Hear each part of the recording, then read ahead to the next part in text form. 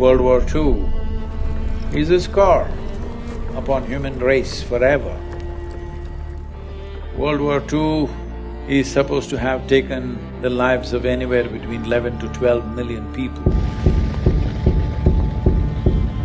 More than 200 political prisoners were burned to death. It is not about who did it. We as human beings, that's what we do, unfortunately, till now. But what we are looking at is not going to come in the form of bombs. There's no bang-bang happening here, this happens quietly. Every responsible scientist in the world is saying by 2045, we'll be producing 40% less food on the planet and our population will be 9.2 billion people. If it goes this way, World War II will look like a small blimp, because if 40% less food means it's estimated in 6 months, about 1.5 to 1.7 billion people can die.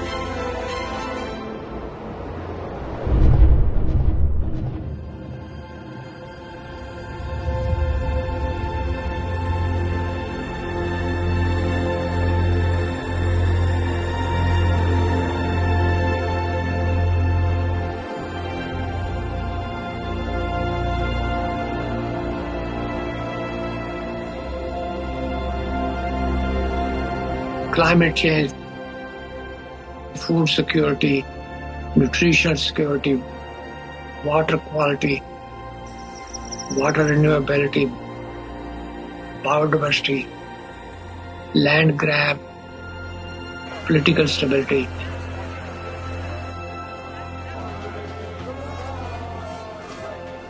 Human health, well-being, peace, prosperity. Soil is the basic of all that.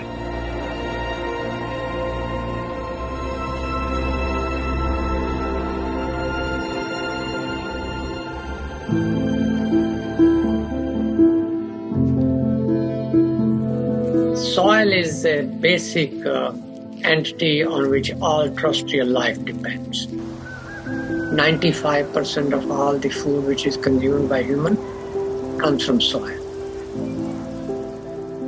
As much as 95% of all antibiotics taken by human and animal come from soil.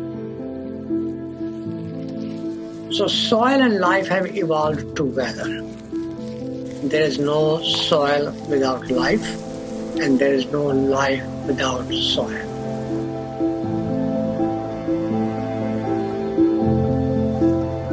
In a handful of soil, there are over 5 to 7 billion organisms. And just like how our body functions, the food that we eat, actually we cannot digest all by ourselves. We don't have the necessary enzymes and alkalines to digest this completely. Only because of the microbial gut microbes that are there, we digest food. The same is true with all the plants and trees. They cannot take the nutrients from the soil by themselves. They need the help of the microorganisms.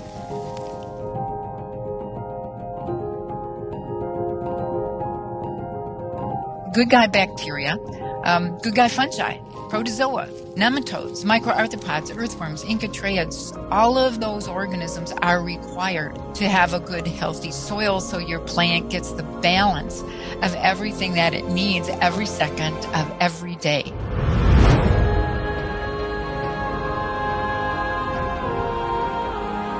The first 15 inches, 12 to 15 inches of soil is responsible for 87% of the life on the planet, including you and me. And that today we are using machines where they're plowing almost like 12 to 14 inches deep and leaving it open to the sun. This is like we peel off our skin and stand in the sun, you know? You will be screaming. That's exactly what the land is doing. Land is screaming, but nobody's hearing. Just plowed and left open, killing all the microbial activity.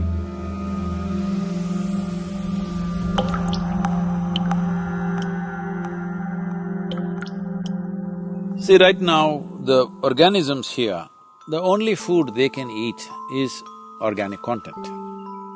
where will the organic content come from? Here you see all these leaves, dry leaves falling down.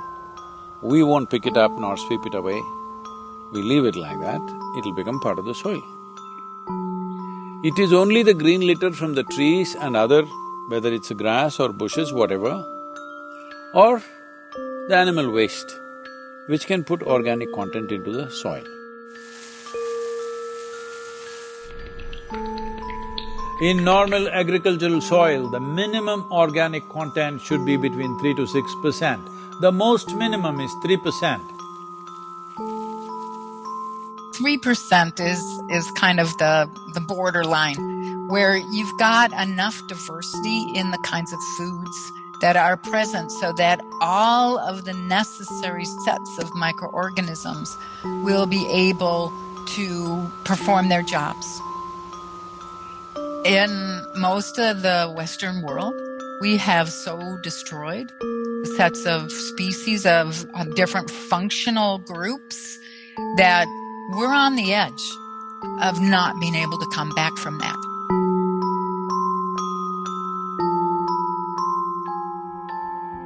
Over 62% of India's soil has organic content less than 0.5%. Entire southern Europe, the soil organic content is just around 1% or below. Over 50% of the topsoil in whole of United States is gone. You've heard of dinosaurs going extinct, dodos going extinct, but this is a question of soil extinction. See, this is sand. If you add enough organic content into this will become rich soil. Similarly, if you take all the organic content out of the soil, it will become sand. So this is called as desertification in the world. World's agricultural soils are becoming sand or turning into a desert largely across the world because there is no organic content.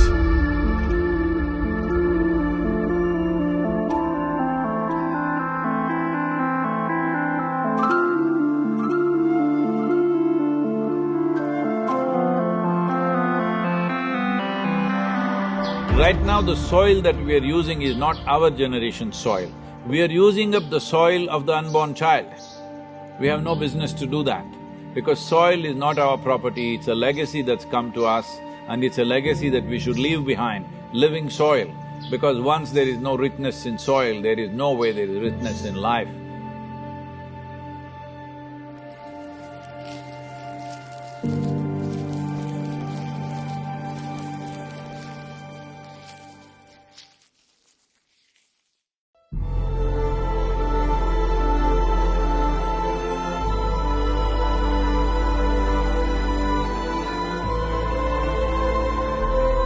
Right now, United Nations statistics say that we may have agricultural soil only for another 80 to 100 crops.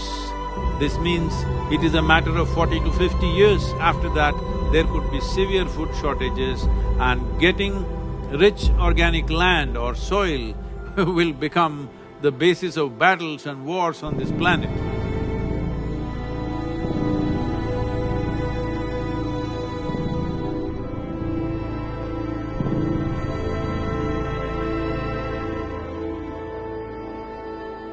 People talk about the weapon of mass destruction, nuclear bombs and missiles and other things. Yes, what happened in Hiroshima and Nagasaki is unforgivable, yes. We forget one of the biggest weapons of mass destruction is hunger.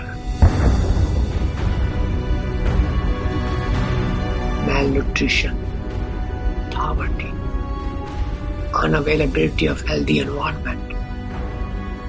Even now, hunger-related deaths in the world are 16 to 17 every minute. That, my friend, is the weapon of mass destruction. Now, we had in December 2019, we had 690 million people globally which were hungry. Out of that, 40 million were in the United States. So, it's not just Timbuktu or some part in India or elsewhere. even in the US. I was talking to the WFP director who is from United States. He said that by 2035, there could be severe famines in Chicago and Illinois region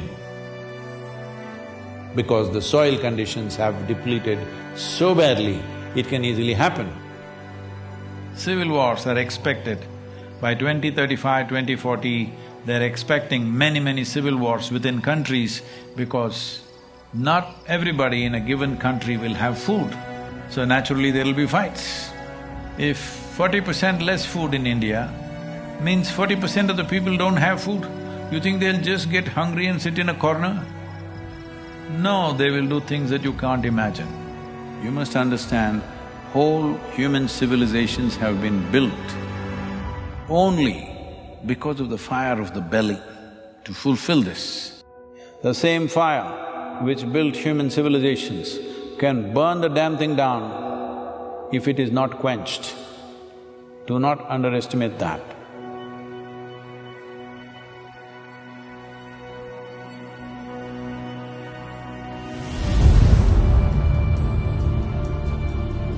Since 1990, there have been around 30 wars in Africa. 27 of these wars were fought for the sake of acquiring fertile soil. The great revolutions of the world. The Russian Bolshevik Revolution of 1917 was mainly for bread. Even their slogan is peace, land and bread. That is the slogan of the Russian Revolution.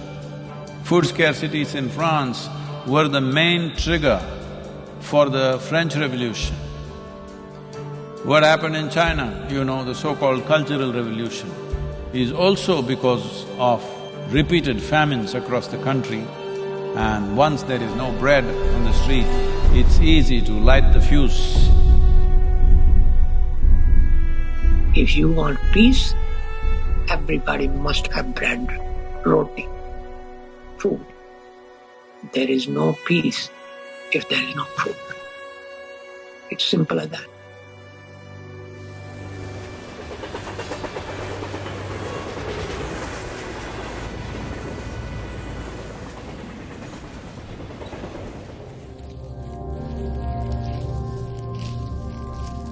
Soil is a most neglected part of the human environment. Degrading soils means losing and wasting potential food today and forever. A human being, like other animals, are requiring a fairly complex diet and many nutrients. And these nutrients we get through our food, and that essentially depend on the soils. So the soils, rich in nutrients, in minerals, are a precondition for a healthy diet. There's a direct link between soil quality in terms of nutrients and diet quality in terms of what we eat. So that is not well understood by many people. You have to put into the soil nutrients, nitrogen, phosphorus, potassium, micronutrient, calcium, magnesium, potassium, organic matter, content which is mineralized and take. It must be returned back to the soil in one form or the other for soil to be productive. Soil produces straw, grains, roots. I believe that if people take the grains and return the roots and straw back to the soil, so that soil gets its share of production, that's a good thing. If you take away the straw, then soil does not get anything. So progressively soil is being degraded, depleted, devoid of the essential elements. That is when we call degradation of soil health. And when soil is degraded, people living on it are also becoming progressively miserable. The soil depletion in United States has led to 21% drop in vitamin A in all the fruits, vegetables and everything else that you're eating. 30% drop in vitamin C, 37% drop in iron levels, 27% drop in calcium levels. The things that today you all think is very healthy to eat salads and stuff, from the early 20th century, what level of nutrients they had and what they have today is only 10% left, 90% lower than what it was in early 20th century. Center for Disease Control, which is right now playing a significant role in this COVID situation, says all Americans are potassium deficient. 90% of the Americans have vitamin E deficiency. 70% have vitamin K deficiency, 52% don't have enough magnesium, 43% don't have enough vitamin A, 40% don't have enough vitamin C. This is in the most affluent nation. It simply means the food that you're eating doesn't have enough nutrients, even if you eat enough food, because soil has been destroyed like this.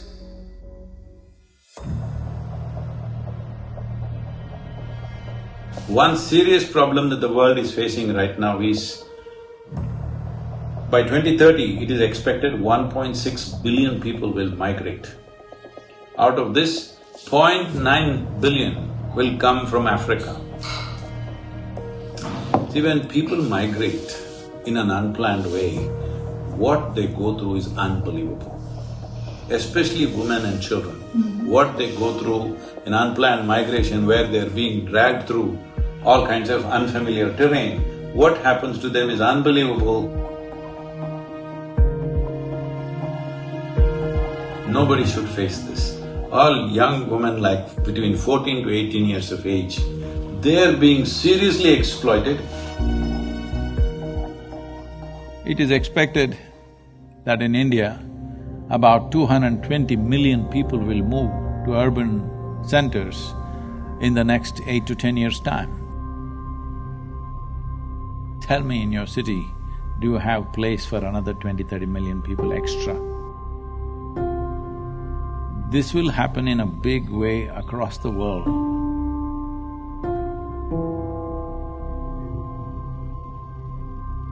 Yes, there are soil refugees.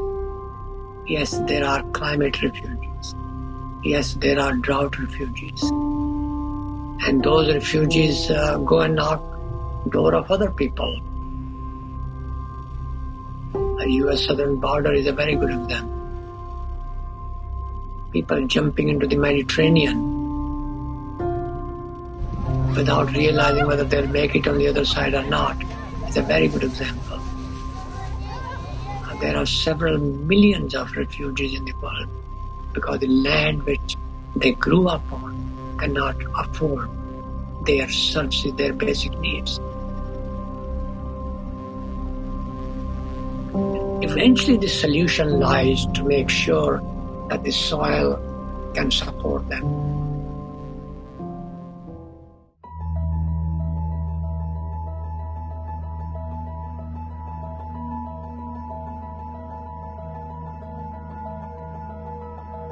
There is a very strong link between soil degradation and global issues.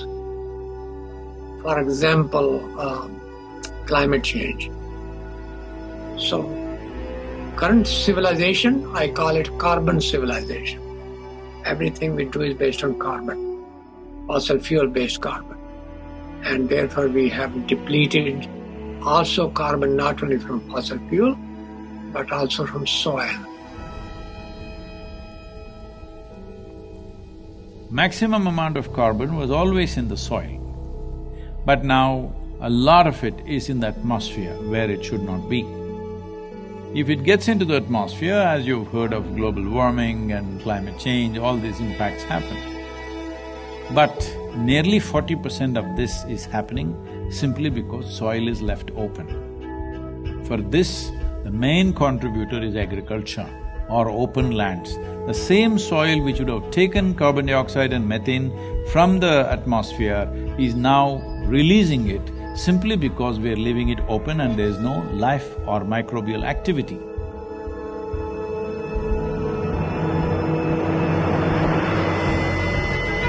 When the global mean temperature goes from 0 to 1, that's a big thing. Go from 1 to 2, it's a massive thing. Go beyond 2, you're in a disaster zone. We are now on our way to a warming of 3 degrees Celsius. And we're doing it in a blink of time. I mean, it's just this extraordinary exponential rise of temperature on Earth. But if we can take carbon dioxide from the atmosphere through plants and put it back to the soil and keep it there, then we deplete the carbon from the atmosphere and make global warming lesser serious problem. The Brazilian part of the Amazon rainforest has, according to the latest science, tipped over from being a carbon sink for thousands of years, one of the most important carbon sinks on planet Earth, to now being a carbon source. So it has already tipped over and is releasing more carbon than it's taking up. So soil has become, if anything, even more important, even existential.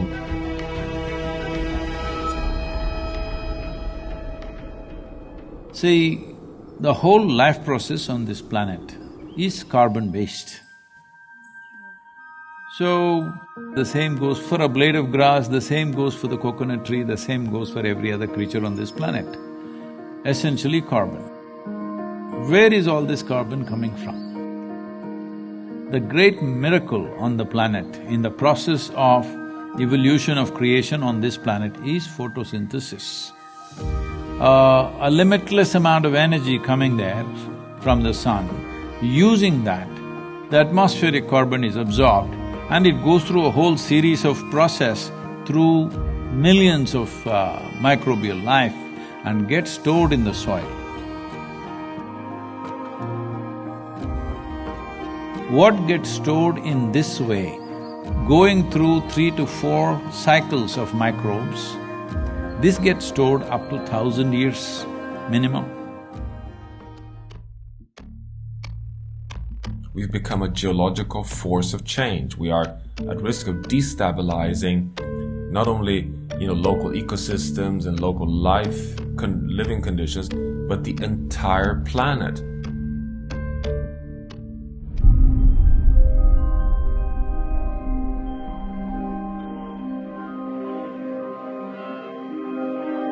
United Nations says we only have 60 years of agricultural soil left.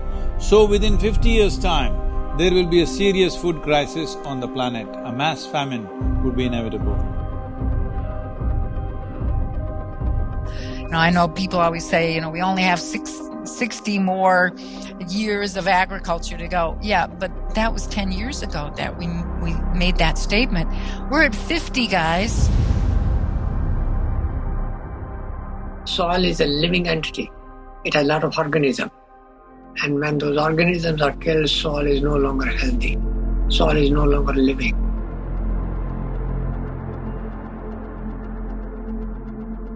Soil cannot create the ecosystem services.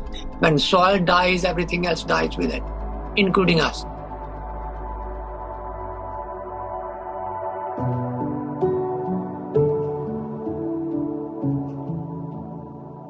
If we start correcting it now, in 15 to 25 years, we can make a reasonable level of correction.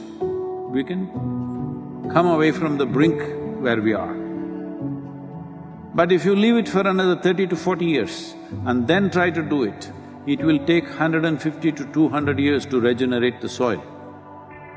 So this is not about just painting a dark picture of everything. This is a moment of responsibility that we as human beings, if you stand up right now, we can turn this around.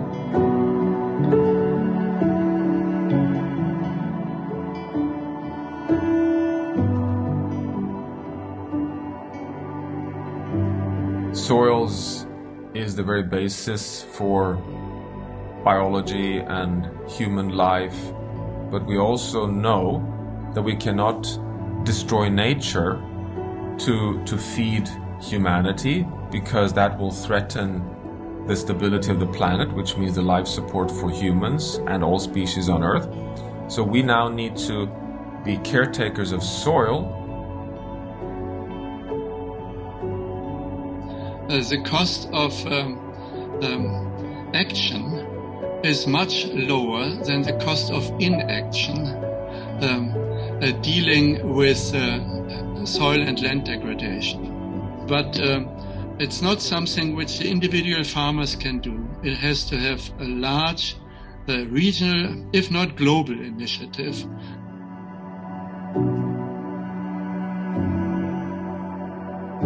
This depletion of soil has happened because we have not put back the organic content back into the soil of what we are taking out. So we are seeing how to get a policy in 192 countries to make this the norm, that if you own agricultural land, minimum 3 to 6% organic content must be there by law. Initially by recommendation, then by incentives, and then by law, by mandatory law, it has to happen. If it's not in the law, then we don't know what they will do tomorrow. That's what we have done, isn't it? From previous generation to this generation, in one generation we've ruined it because there was no law. If there was a law, minimum agriculture content should be… organic content should be there in it, we would have kept it that way. So first and foremost thing is to bring the law. To bring the law, what is needed? This is a democracy. That means people are the power, it's people's power. That's what it means. So there are two very powerful things in your hands right now. One is your vote, another is your microphone. Hello? That means your voice. So this is important. The people of the world have to speak and say, we are ready for long-term solutions, we are ready for long-term commitment, we are ready for a long haul, we are willing to pay the price for the well-being of future generations. This is why the Save Soil movement is not about action, but it's about bringing policy change.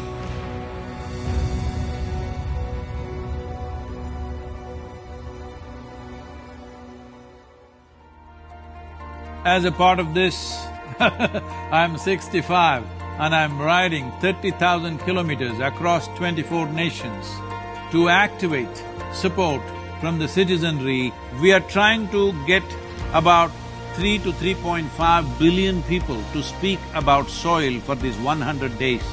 From March 21st, 100 days, we want the whole world to talk about soil. We have UNCCD as our partner. We have also signed something with the World Food Programme, and the scientists from FAO and other organizations are working with us. World Economic Forum is very much with us. Most governments have come on board. Heads of states will be flagging off this rally. Right now, that's what I'm trying to create, that if 3.5 billion people speak, this is 60% of the electorate. If 60% of the electorate speaks, there is no government which will ignore that in a democratically set up government. Each one of you should reach as many people as you can to make this happen. Many global leaders and influencers are already participating in the movement. Be a part of this and let us make it happen. For my part, as much as I can contribute. And the movement that you are taken up, I could not expect any more God's blessing than that. Sadhguru, and this campaign is so important. We're going to save the soil. Do your part. And saving the soils. And our planet's future depend on it. Sadhguru, save soil, my friend. Save soil, let's make it happen. And TN Barbuda is part of the Save Soil mission. We commend you for what you're doing. That is why we are happy to sign the MOU. The science and philosophy that backs the thought behind the movement is tremendous. Save soil, Let's make it happen. Save the soil. We know what we must do, so let's make it happen. Let's make it happen. Let's make it happen. Let's make it happen. Let's make this happen. Let us make it happen. Let's make it happen. Let's make it happen. Let's make it happen.